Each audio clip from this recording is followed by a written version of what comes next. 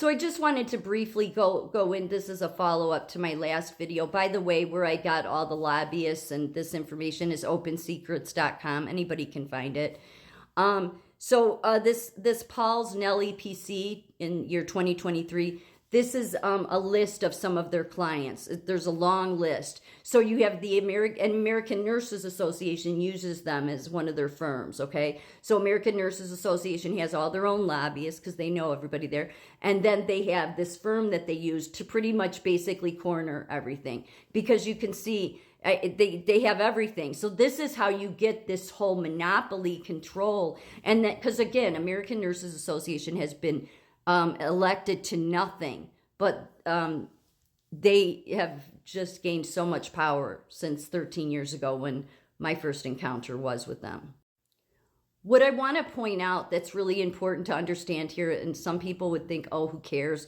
No, first of all, this is a monopoly. Like Omnicell, nurses know what Omnicell is. That's what we keep the drugs in. They're a client of this. And again, this PalsNet PC is a firm for American Nurses Association. So do you see how it ends up not looking like American Nurses Association has a monopoly on everything, but really they do? But what was concerning to me was I just happened to go 1, 2, 3, 4, 5. Go to the sixth one down, actually where the amount is 180,000. See where it says Judge Rottenberg Center. So again, this is a client of that Paul's Netty PC. This was in 2023, and that is a firm of American Nurses Association. So this is what the Judge Rottenberg Center is. The Judge Rottenberg Center is a controversial institute in Canton, Massachusetts, United States, for people with developmental disabilities and emotional and behavioral disorders. The center has been condemned for torture by the United Nations Special Report on Torture. The JRC is known for the use of graduated electronic accelerator, a device that administers electric shocks to residents as part of the institution's behavior modification program, basically treating people like dogs. But this is the reason I'm bringing this up, and most people would not maybe understand where I'm coming from, but I said earlier that, it's because of the people that are heading up the Psychiatric Association, Nursing Association, Psychology, because they're all just deadbeats, really, or really just twisted, because no American Nurses Association shouldn't be aligned with any organization that retains them. But then this doesn't surprise me, okay? It's like it all comes full circle in a way for me, because my experience, and I don't want to go into it because I've gone into it so long, but American Nurses Association was a union 13 years ago. They've gotten all this power since then. But the way it was all, the reason this all bothers me is because where I worked was at it was a DCFS freestanding psych facility, okay? The kids didn't get the care they deserved. I mean, but the whole board is all tied to the Chicago political system.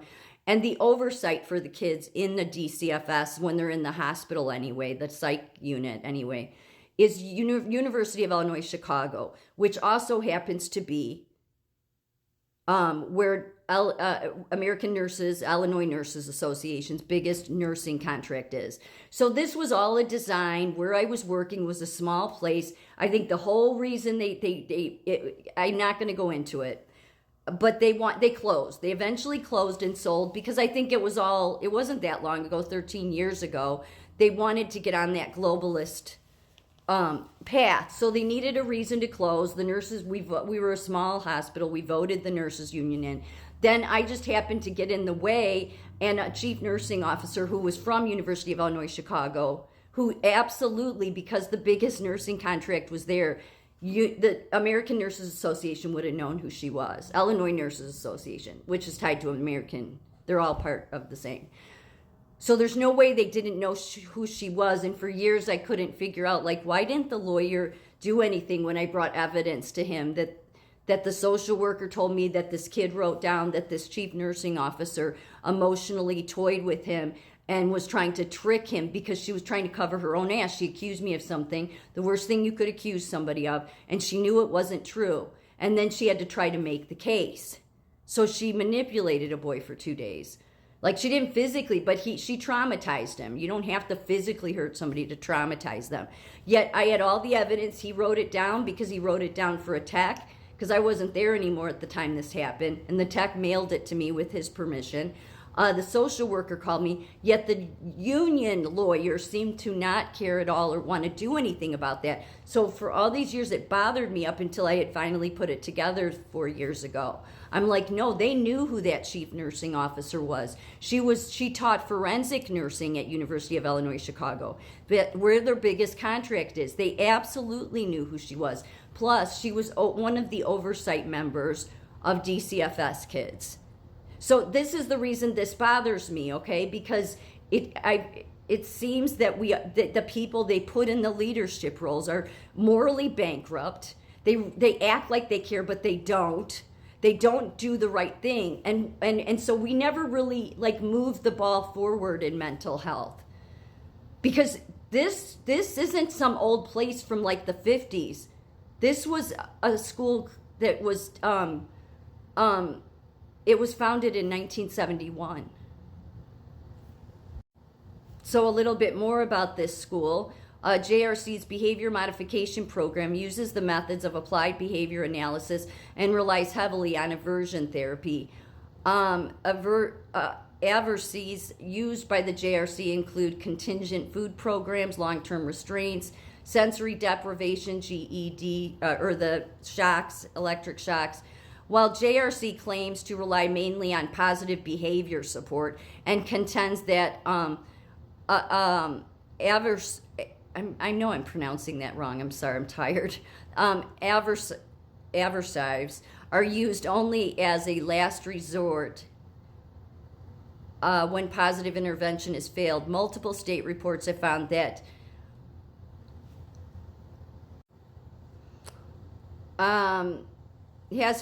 multiple state reports have found that aversives are used for minor infractions and that no significant positive behavior support programs exist. So you can read the rest of it if you want. The problem here is that the number one thing I saw with the DCFS hospital was there's such potential. There is. Like, I would bring things in. To their credit, that hospital, even though they did allow me to do stuff, like I would be creative. You have to think along the lines of adolescence and try to, there's creative things that many people could do, but what it seems like is the system will target you if you really try to make a difference. That's been my overall experience. Like, I don't want to say that that's been the case everywhere, but they just want to keep, like, there's just so many things we could do. And so this is part of the problem, is this mindset, okay? Having the same old mindset of psychiatrists. And most psychiatrists wouldn't agree with any of this, okay? Not at the bedside. But again, we've all believed what these experts say, and they are part of the problem. So Matthew Israel, he founded it in 1971. It was founded as the Behavior Research Institute. JRC staff tied an autistic boy face down to a 4-point board and shocked him 31 times. At the highest, I don't want to read all of it. You can see it or you can go look it up. I mean, these are people that should have been put in jail. This is not research. This is sick. So this whole organization is a client of Paulsnelli PC, who is a firm for American Nurses Association. So of course they wouldn't give a shit about kids. Nobody that's heading up anything in any of the professional associations knows how to, they don't have an ethical compass, most especially in mental health. There is a ton of people at the bedside, and the doctors and psychiatrists at the bedside do. But the association levels, they all got to go. This is a disgrace.